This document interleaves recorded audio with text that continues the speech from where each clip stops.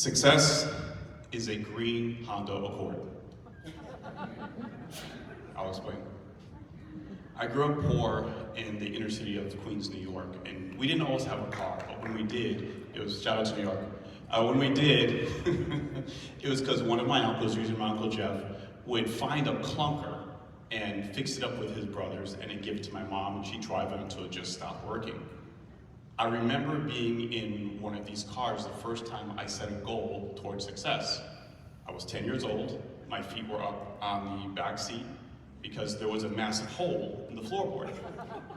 And I remember looking down and going, I don't think I should be able to see the ground. When I looked up, I saw a car out the window that just captivated me. It was a green Honda Accord.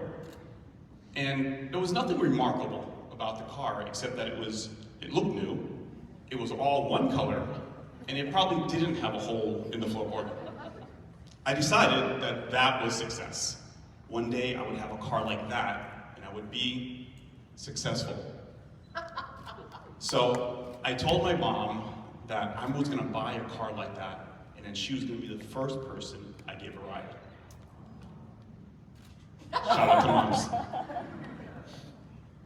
When I was 19, I got a job in sales, and I learned about putting a timeline on my goals. So I did.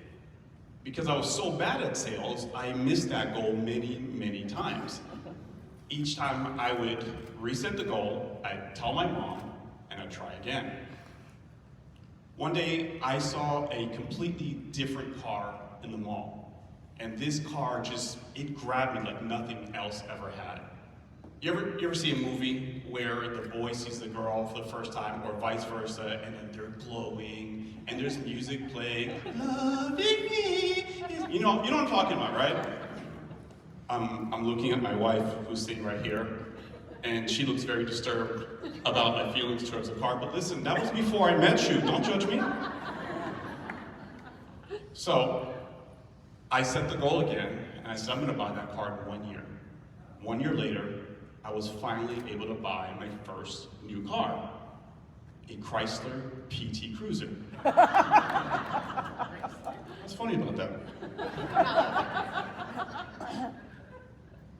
And when I drove up to pick up my mom to finally take her for that ride I've been promising her since I was 10, she was overjoyed. In tears, she said, "You did it, son! You did it!" I was 30 years old.